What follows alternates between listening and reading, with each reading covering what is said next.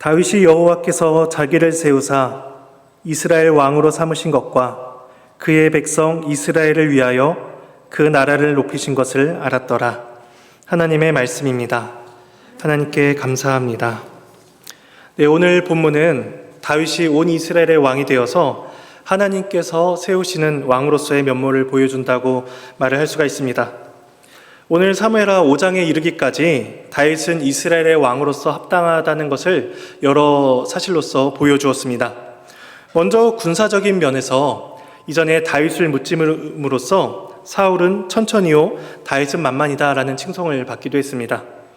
또한 하나님의 선택의 측면에서 보자면 하나님께서 다윗을 기름 부으신 것과 그에 대한 예언이 이미 이스라엘 사이에 널리 퍼지게 되었습니다. 그리고 정치적인 또 윤리적인 면에서 보자면 다윗이 이제 사울 왕조에 살해당한 지도자들, 그러니까 아브넬이나 이스보셋을 존중했다는 것이 또한 사람들에게 많은 귀감을 주었습니다. 이제 이스라엘 중에 이 다윗을 왕으로서 반대할 사람은 아무도 없게 된 것입니다. 오늘 본문은 네 단락으로 나누어 볼 수가 있습니다. 먼저 1절에서 5절까지는 온 이스라엘의 왕으로 세움을 받는 다윗에 대해서 말씀합니다. 그리고 6절에서 10절까지는 예루살렘을 정복하여 이스라엘의 수도로 삼는 것에 대해서 말씀을 하고 있고 11절에서 16절은 다윗의 왕권이 강성함에 대해서 알려주고 있습니다. 마지막 17절에서 25절은 이스라엘의 대적을 물리시는 것에 대해서 우리에게 알려주고 있습니다. 우리가 한 단락씩 살펴보겠습니다. 먼저 1절에서 5절은 다윗이 온 이스라엘의 왕으로 세움을 받는 것을 이야기합니다. 먼저 1절과 3절 말씀을 읽어보겠습니다. 이스라엘 모든 지파가 헤브론에 이르러 다윗에게 나와 이르되 보소서 우리는 왕의 한 고륙이니이다. 이에 이스라엘 모든 장로가 헤브론에 이르러 왕에게 나아오매 다윗 왕이 헤브론에서 여호와 앞에 그들과 언약을 맺음에 그들이 다윗에게 기름을 부어 이스라엘 왕으로 삼으니라. 다윗은 사울이 죽고 난 이후에 헤브론에서 왕이 되었습니다. 근데 앞서서 2장 1절에서는 다윗이 헤브론으로 가게 된 경위에 대해서 이렇게 알려줍니다. 그 후에 다윗이 여호와께 여쭈어 아뢰되 내가 유다 한 성읍으로 올라가리이까? 여호와께서 이르시되 올라가라. 다윗이 아뢰되 어디로 가리이까? 이르시되 헤브론으로 갈지니라. 사울이 죽었다고 해서 다윗이 스스로 자신의 왕권을 주장하지 않았습니다. 그는 하나님께 뜻을 물었고 하나님께서 가라 명하신 곳으로 갔는데 그곳이 바로 헤브론이었습니다. 그래서 2장 4절 전반부에 보면 유다 사람들이 와서 거기서 다윗에게 기름을 부어 유다 족속의 왕으로 삼았더라 이렇게 말씀을 합니다. 헤브론은 유다 지파의 중심지이기도 했고 이스라엘 안에서 영향력 있는 성읍이기도 했습니다. 왜냐하면 이스라엘의 족장들인 아브라함, 이삭, 야곱의 묘실이 있는 곳이 바로 헤브론이었습니다. 그들이 하나님의 나라를 소망하면서 믿음으로 이제 장사를 지낸 곳이 바로 헤브론인 것이죠. 그래서 우리가 읽었던 사무엘하 5장 1절과 3절에서는 다윗이 온 이스라엘의 왕으로 세움을 받은 곳이 헤브론이었다는 사실을 3번이나 이야기하면서 그것을 강조하고 있습니다. 이러한 사실을 통해서 하나님께서 조상들에게 약속하신 그 언약의 전통을 지금 다윗 왕이 이어받고 있다는 사실을 우리에게 보여주고 있고 더 나아가 다윗을 통해서 세워진 나라가 하나님께서 아브라함과 이삭과 야곱에게 약속하신 그 약속의 언약의 성취임을 우리에게 암시해 주고 있습니다. 그래서 4절에서 5절은 그러한 다윗의 통치 기간을 요약적으로 알려줍니다. 4절과 5절입니다. 다윗이 나이가 30세에 왕위에 올라 40년 동안 다스렸으되 헤브론에서 7년 6개월 동안 유다를 다스렸고 예루살렘에서 33년 동안 온 이스라엘과 유다를 다스렸더라. 다윗의 총 통치 기간은 40년입니다. 그 중에 7년 6개월을 헤브론에서 유다 지파를 다스렸죠. 그때 헤브론에서 왕으로 기름 부음 받은 나이가 30세였습니다. 그러니까 오늘 본문에서 온 이스라엘로부터 기름 부음을 받게 되는 이때는 37세에서 38세 정도가 되었을 것입니다. 그리고 그때부터 약 33년간 온 이스라엘을 다스리게 됩니다. 그러니까 우리가 사무엘서를 보게 될 때에 다윗은 3번 기름 부음을 받습니다. 처음에 사무엘 선지자에게 이제 기름 부음을 받았고 사무엘하 2장에서 유다 지파에게 이제 기름 부음을 받았습니다. 그리고 오늘 본문에서 이제 온 지파에게 기름 부음을 받게 되는 것이죠. 다윗이 사무엘에게 기름 부음을 받은 지 약 20년 정도가 지나서야 하나님의 그 약속이 성취가 되고 있는 것입니다. 근데 그렇다고 해서 다윗에게 20년의 기간은 결코 가볍고 짧은 시간이 아니었습니다. 죽음의 위협도 있었고 또 그에 대한 많은 오해도 있었습니다. 그런데 하나님께서는 그러한 다윗의 모든 시간을 다 활용하셨습니다. 그 속에서 하나님을 의지하게 하셨고 그 속에서 그 말씀을 쫓아 살아가게 하셨습니다. 그렇게 함으로써 하나님 나라에 합당한 왕으로서의 모습을 그렇게 준비시키시고 훈련시키신 것입니다. 하나님께서 다윗을 왕으로 세우시기 위해서 온갖 역경을 다 헤치시느라고 20년이라는 시간을 허비하신 것이 아니라 하나님의 뜻을 이루시기 위해서 20년 동안 그를 기다리시고 그를 준비시키신 것입니다. 이러한 사실을 생각할 때 우리는 하나님의 일하심과 우리의 뜻이 다르다는 것을 기억해야 됩니다. 우리의 성정에 따라서 생각하자면 우리는 하나님께서 기름 부음을 행하셨다면 그 다음날 곧바로 왕으로 세워주시고 영광을 누리게 하셔야 된다고 우리는 그렇게 생각을 합니다. 하지만 하나님께서는 다윗에게 오해도 받게 하시고 다윗이 이제는 죽었구나라는 그러한 위기에도 처하게 하시고 다 끝났구나라는 순간까지도 처하게 하시면서 그렇게 하셔서 하나님의 일을 이루어 가십니다. 그래서 우리는 하나님의 그러한 일하심을 바라며 섭리 가운데 그 뜻을 구해야 되는 것입니다. 그래서 2절에 보면 이스라엘이 이제 다윗에게 다가와 이런 말을 합니다. 2절에 전에 곧 사울이 우리의 왕이 되었을 때에도 이스라엘을 거느려 출입하게 하신 분은 왕이시었고 여호와께서도 왕에게 말씀하시기를 내가 내 백성 이스라엘의 목자가 되며 네가 이스라엘의 주권자가 되리라 하셨나이다 하니라. 이제 이스라엘의 온 지파가 모여서 다윗이 합당하다라는 것을 경험적인 측면하고 하나님의 말씀의 측면에서 이제 확인을 합니다. 먼저 경험적인 측면에서 보자면 사울이 왕이 되었을 때에도 이스라엘을 거느려 출입하게 하신 분이 바로 다윗이라는 것입니다. 이제 이스라엘을 거느려 출입했다라는 말은 이제 군사적인 출전을 가리키는 표현입니다. 그래서 사울이 왕이었을 때에도 실질적으로 승리를 거둔 그 이스라엘의 구원자는 바로 다윗이었음을 그들이 경험하여 알고 있었습니다. 이어서 그들은 하나님의 말씀을 인용하여서 다윗이 왕으로 합당하다는 것을 고백합니다. 그 말씀은 이러합니다. 네가 내 백성 이스라엘의 목자가 되며 네가 이스라엘의 주권자가 되리라. 이 하나님의 말씀은 두 가지 사실을 우리에게 알려줍니다. 한 가지는 이스라엘이 내 백성으로 불린다는 것입니다. 하나님께서 이스라엘과 맺은 언약의 관계를 가장 잘 보여주는 표현이 나는 너희 하나님이 되고 너희는 내 백성이 되리라 라는 이 말씀이었습니다.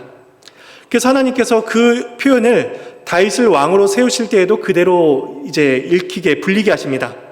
그래서 너희는 나의 백성이다 라고 하십니다. 그래서 이스라엘은 다윗의 백성이 아니었습니다. 하나님의 백성이었고 하나님의 소유인 자들임을 그렇게 확인시켜 주시며 다윗을 왕으로 세우시는 그 일 속에는 하나님과 이스라엘 사이에 언약이 이루어지고 있음을 그렇게 확인시켜 주십니다. 그리고 하나님의 말씀에서 알 수 있는 두 번째 사실은 이스라엘의 왕이 목자로 세움을 받는다는 것입니다. 왕으로 표현하지 않고 목자로 표현을 합니다. 목자는 백성 위에 군림하는 사람이 아니었습니다. 하나님의 백성을 보호하고 백성을 이끌고 그 필요를 채우는 자가 바로 목자입니다. 다윗에게 주어진 왕권은 스스로를 위한 권력이 아니라 백성을 위한 것임을 하나님께서 확인시켜 주십니다. 이스라엘의 모든 지파들은 이러한 경험적인 측면과 하나님의 말씀을 통해서 다윗이 하나님 나라에 합당한 왕이라는 사실을 확인하였고 이제 그를 이스라엘 왕으로 기름 부게 됩니다. 이어지는 6절에서 10절 말씀은 예루살렘을 정복해서 이스라엘의 수도로 삼는 것을 보여줍니다. 다윗이 이제 통일 왕국의 왕이 됩니다. 그래서 처음 취한 행동은 이제 수도를 정하는 일이었습니다. 그런데 이미 7년 6개월 동안 헤브론이라는 지역에서 유다를 잘 다스렸고 앞서서 말씀드린 것처럼 이미 헤브론이 가지고 있는 족장사에서 가지고 있는 의미도 있었기 때문에 헤브론을 수도로 삼아 통치하는 것도 어려움이 없었을 것입니다. 그리고 이 예루살렘은 여부수 족속이 다스리고 이제 실질적으로 거주하고 있었기 때문에 그 예루살렘을 이렇게 침략해서 함락시키는, 정복시키는 그러한 전쟁에 대한 부담도 가지고 있었습니다. 그럼에도 다윗은 예루살렘을 이제 수도로 삼게 됩니다. 우리는 그 이유를 두 가지로 생각을 해볼 수가 있는데, 첫 번째는 지리적인 이유입니다. 잠시 지도를 한번 보시겠습니다.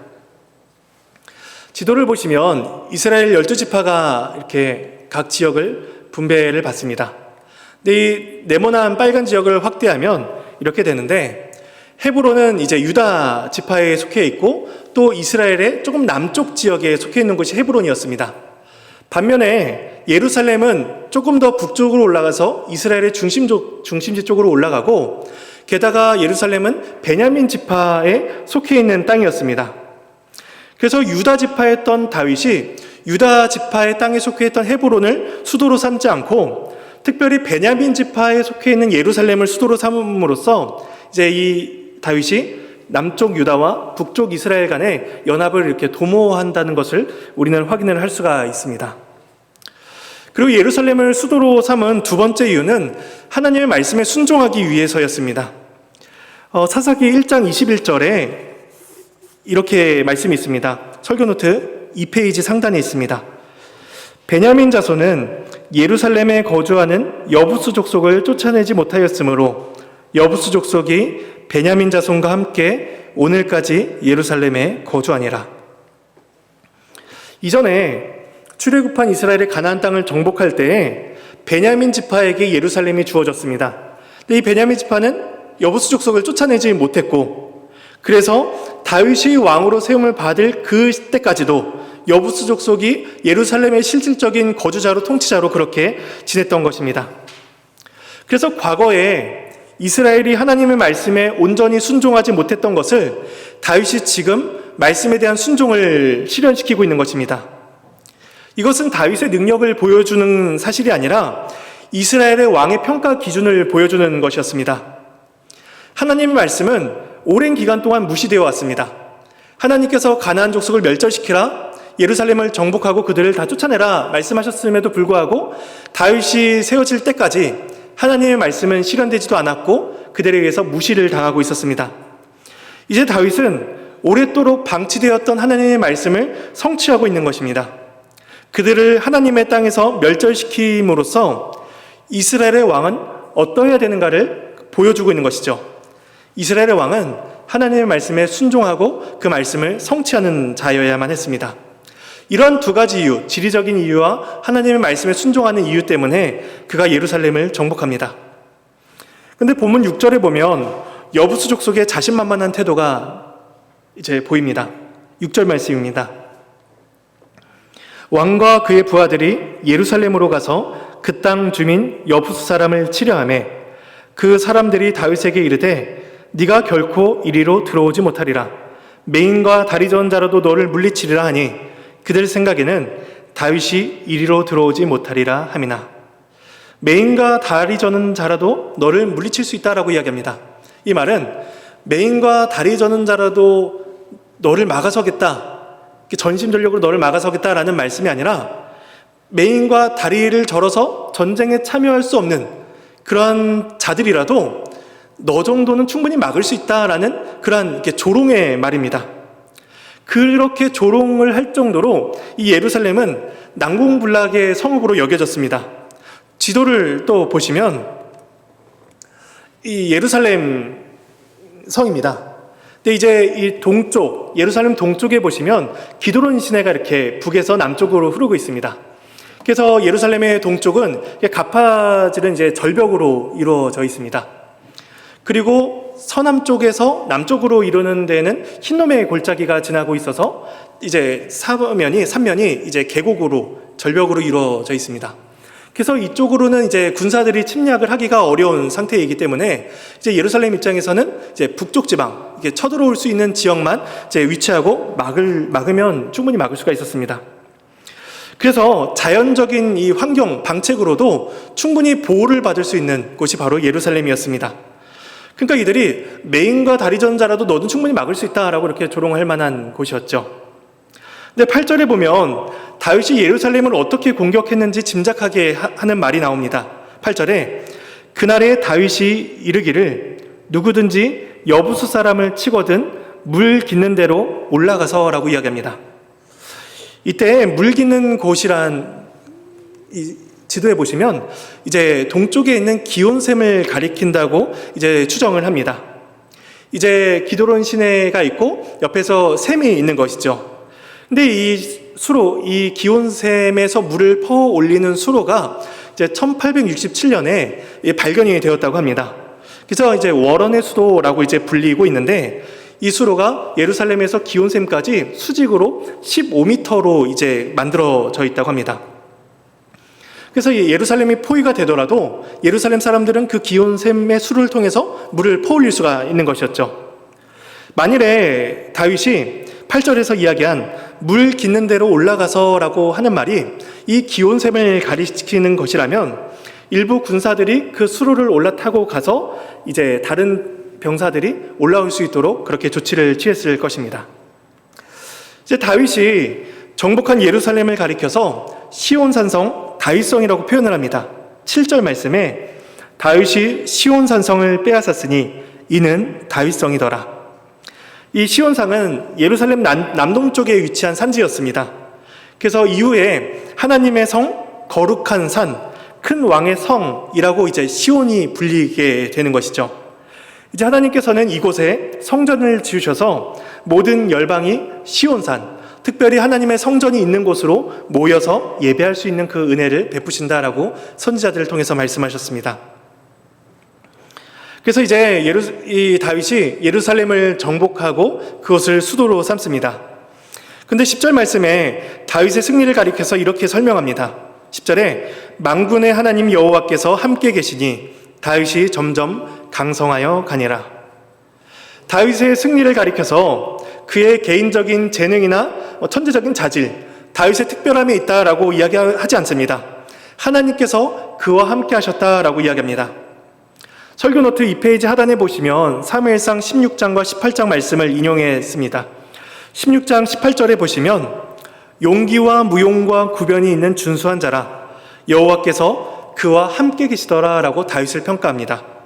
또한 사무엘상 18장에 다윗이 그의 모든 일을 지혜롭게 행하니라 여호와께서 그와 함께 계시니라. 이스라엘 왕의 제일 되는 자질은 하나였습니다. 하나님께서 그와 함께 계시다는 것이었습니다. 우리들의 삶이 누군가가 특별히 그리스도를 믿지 않는 사람들이 우리들의 삶을 볼 때 야, 저 사람 능력이 출중하다, 저 사람은 실력이 좋다 라는 평가보다는 저 사람은 하나님께서 함께 하신 사람이구나 라는 우리가 그러한 인정과 평가를 받을 수 있었으면 좋겠습니다. 다윗은 그러한 인정을 함께 하시는 사람이라는 은혜를 받은 사람이었습니다. 이어지는 세 번째 단락은 11절에서 16절 말씀으로 다윗의 왕권이 강성해지는 것을 보여줍니다. 11절 말씀에 두로왕 히람이 다윗에게 사절들과 백향목과 목수와 석수를 보내매 그들이 다윗을 위하여 집을 지으니. 다윗의 왕권이 강해지고 명성이 높아지는 것을 보여주는 한 가지 척도가 있습니다. 그것은 주변 나라의 왕의 모습에서 발견이 됩니다. 두로는 지중해 동쪽에 있는, 지중해 해안가에 있는 이제 도시였습니다. 그래서 풍부한 자원도 갖고 있었고, 이제 교역을 통해서 많은 부를 가지고 번성한 도시 중에 하나였습니다. 그렇게 번성한 나라, 부유한 나라가 먼저 다윗에게 와서 사절단을 보내고 이제 많은 것들을 제공을 합니다. 그래서 백향목과 목수와 석수 등을 제공을 하죠. 그래서 이러한 모습은 쉽게 말하면 우리 잘 좀 봐달라라는 그런 정치적인 제스처였습니다. 그래서 이를 통해서 다윗의 명성이 높아지는 것을 우리는 확인할 수가 있는 것이죠. 또 한 가지 다윗의 강성함을 볼 수 있는 한 가지 척도는 그 다윗 왕실의 가문이 번성하고 있다는 것입니다. 13절 말씀입니다. 다윗이 헤브론에서 올라온 후에 예루살렘에서 처첩들을 더 두었으므로 아들과 딸들이 또 다윗에게서 나니. 그리고 이어지는 14절, 15절, 16절에 그 아들들의 이름이 기록되어 있습니다. 아들들의 이름이 기록되어 있는데 오늘 본문에 기록되어 있는 아들들의 이름은 총 11명입니다. 근데 이들의 아들들의 수는 우리가 앞서 사무엘하 3장 2절에서 5절에서 봤던 아들들의 이름과 비교해 봤을 때 5명이나 더 많습니다. 3장에서는 6명의 아들들이 기록이 되었고 오늘 본문에서는 11명이나 기록이 되죠. 이것을 통해서 하나님께서 다윗에게 복을 주고 계시다는 사실을 우리는 볼 수 있으며 예루살렘에서 받은 복이 헤브론에서 받은 복을 이미 능가하고 있다는 것을 우리는 확인할 수가 있는 것입니다. 신명기 28장 11절에 보시면 이렇게 말씀을 합니다. 여호와께서 내게 주리라고 내 조상들에게 맹세하신 땅에서 내게 복을 주사 내 몸에 소생과 가축의 새끼와 토지의 소산을 많게 하시며 율법을 순종할 때 주시는 한 가지 복이 자녀의 복으로 나타나고 있습니다. 다윗이 이전에 실패한 예루살렘 정복을 지금 실현시켰습니다. 그래서 하나님의 말씀에 순종하고 있죠. 그래서 그에 따른 복을 하나님께서 주고 계시다는 사실을 우리는 말씀을 통해서 확인을 할 수가 있는 것입니다. 근데 사실 이 오늘 본문에 다윗의 아들들이 많아지고 또 다윗이 첩첩들을 많이 두었다라는 말씀은 하나님께서 다윗에게 주신 복이면서 동시에 다윗이 가지고 있는 위태로움을 사실 보여주는 것이기도 했습니다. 왜냐하면 신명기 17장에서는 이스라엘의 왕은 아내를 많이 두지 말라라는 말씀을 주셨습니다.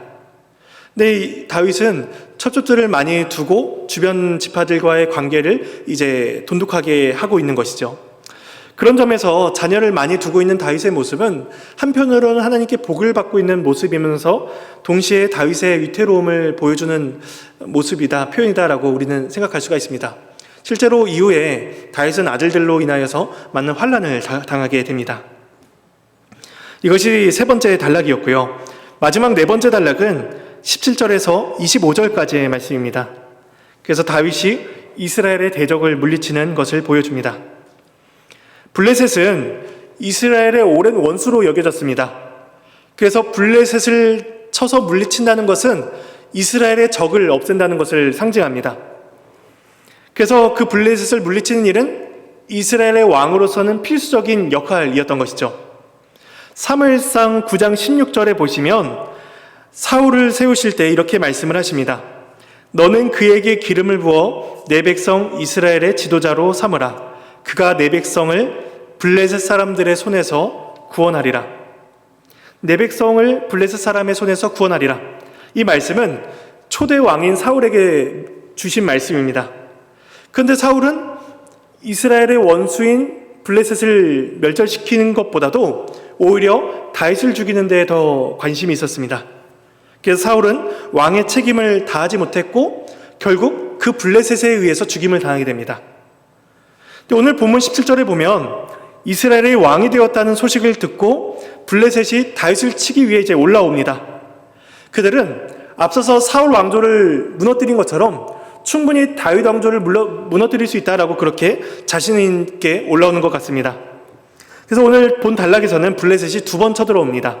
먼저 18절과 19절에 첫 번째로 쳐들어오는 장면입니다. 우리 18절과 19절 말씀을 함께 읽어보도록 하겠습니다.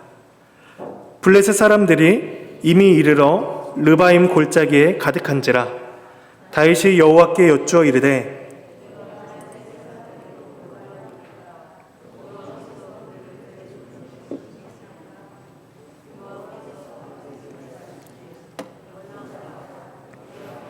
블레셋 사람을 네 손에 넘기리라 하신지라. 블레셋이 르바임 골짜기라는 곳에 진을 칩니다.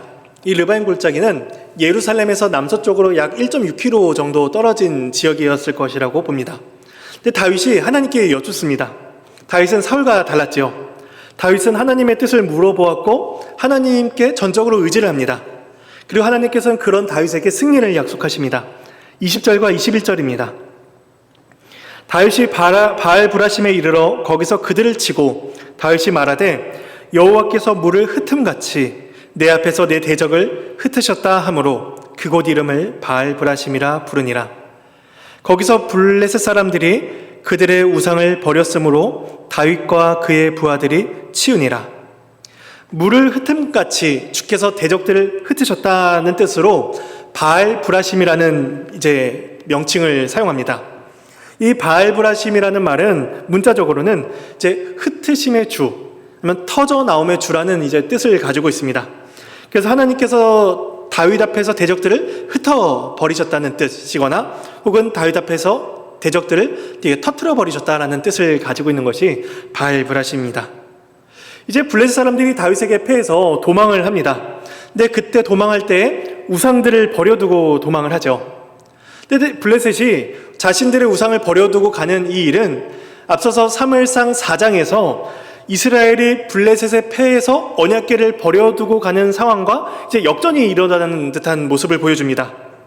그래서 이제 하나님께서 다윗을 통해서 그들을 물리치시고 그들을 의지했던 그 우상들을 버리게 하는 것이죠. 그래서 다윗은 그들이 버리고 간 우상을 이제 제거합니다. 그래서 약속의 땅에 우상들을 두지 말라라는 하나님의 명령에 또다시 그는 순종을 하고 있는 것이죠. 근데 이렇게 도망간 블레셋이 쉽게 물러서질 않습니다. 마치 광야에서 그 예수님을 시험하던 마귀가 예수님을 처음 시험하고 이제 예수님께서 그 시험을 물리치시죠. 근데 그 마귀가 포기하지 않고 두 번, 세 번 이렇게 예수님을 넘어뜨리려 했던 것처럼 이 원수인 블레셋은 하나님의 나라를 무너뜨리기 위해서 다시 또 이제 공격을 합니다. 포기하지 않는 것이죠. 그 말씀이 22절과 24절의 말씀에 나와 있습니다. 블레셋 사람들이 다시 올라와서 르바임 골짜기에 가득한지라 다윗이 여호와께 여쭈니 이르시되 올라가지 말고 그들 뒤로 돌아서 뽕나무 숲을 맞은편에서 그들을 기습하되 뽕나무 꼭대기에서 걸음 걷는 소리가 들리거든 곧 공격하라. 그때 여호와가 너보다 앞서 나아가서 블레셋 군대를 치리라 하신지라. 블레셋이 또다시 르바임 골짜기로 옵니다.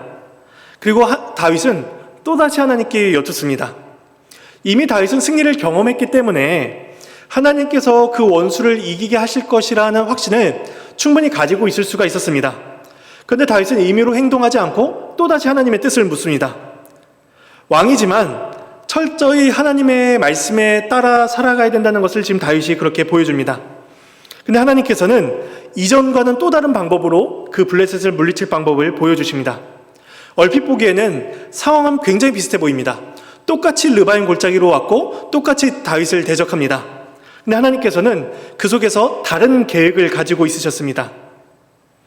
우린 신앙생활을 하면서 이렇게 익숙한 일에 있어서는 기도를 하지 않을 때가 있습니다. 하나님의 뜻을 굳이 구하지 않아도 된다고 우리는 생각을 할 때가 있습니다.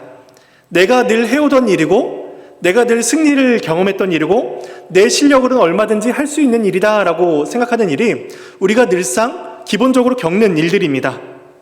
직장에서의 일들이 그렇고 가정에서의 일들이 그렇습니다. 그런데 다윗은 똑같이 반복되는 상황 속에서도 하나님의 뜻을 묻습니다. 하나님께서는 똑같이 반복되는 일들 속에서 하나님의 뜻을 구하기를 원하시며 그 속에서 이전과는 다른 방법으로 일하신다는 것입니다.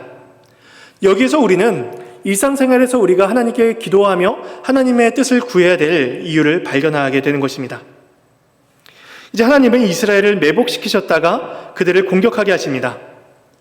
근데 그 승리의 이유는 매복에 있지 않았습니다. 24절 말미에 보시면 여호와께서 다윗보다 앞서가신다라고 말씀하십니다. 이 말씀은 10절에서 여호와께서 다윗과 함께 계시니라 는 말씀과 동일한 표현인 것입니다.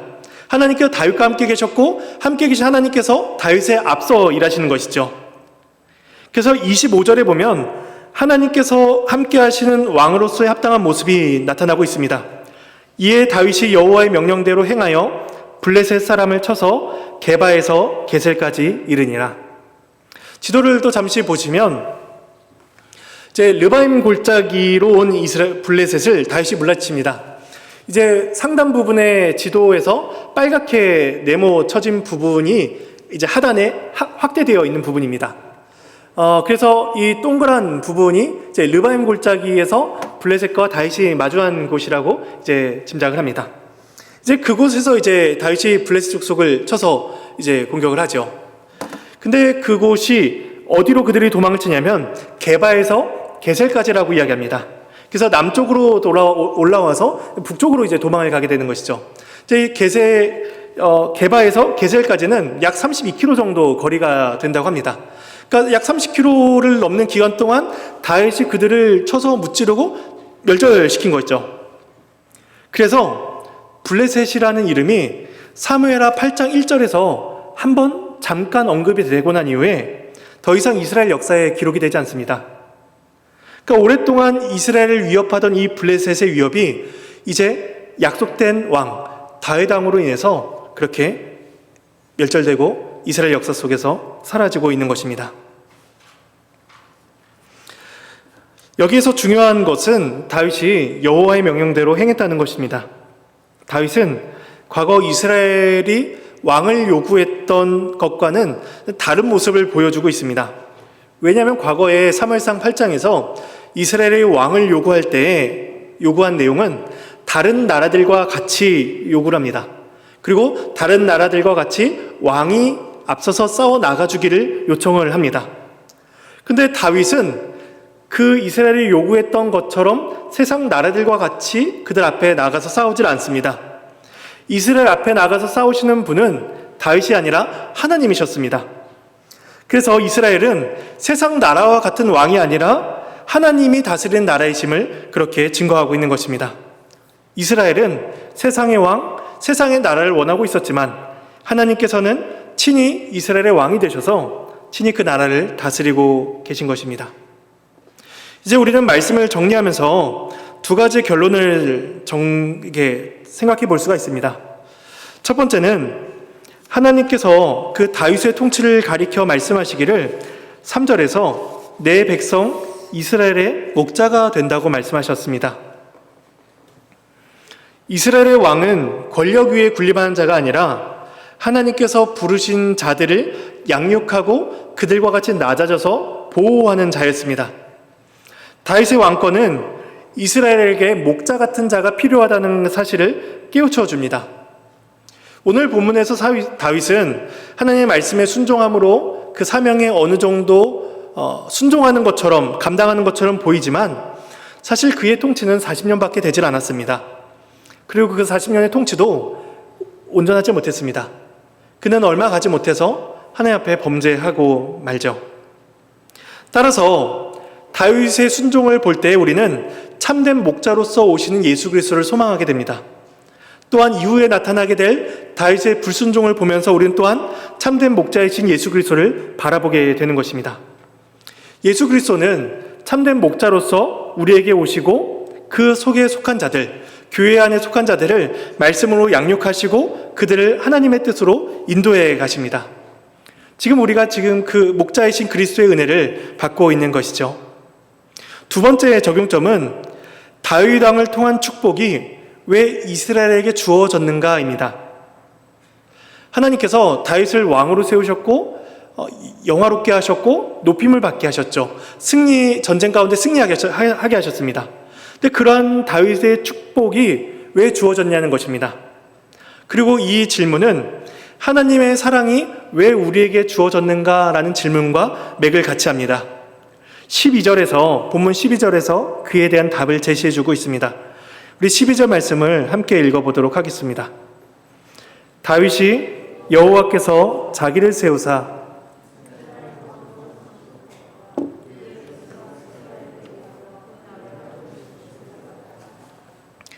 다윗이 자신을 왕으로 삼으신 것을 알았고 또 한 가지 아는 사실은 그의 백성 이스라엘을 위하여 그 나라를 높이셨다는 것입니다.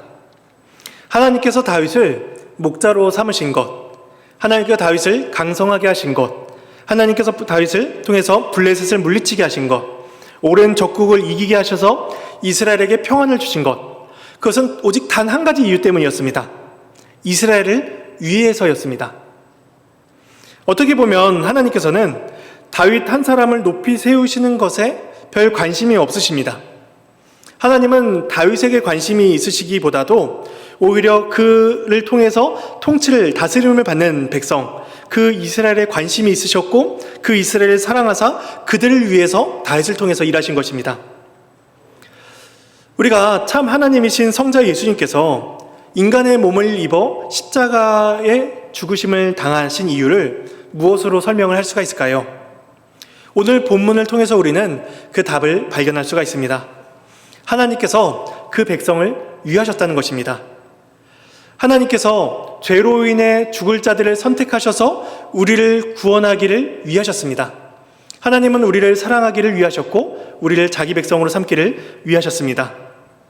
그래서 하나님께서는 자기 백성을 위해서 자신의 독생자이신 예수 그리스도를 보내사 우리를 구원하신 것입니다.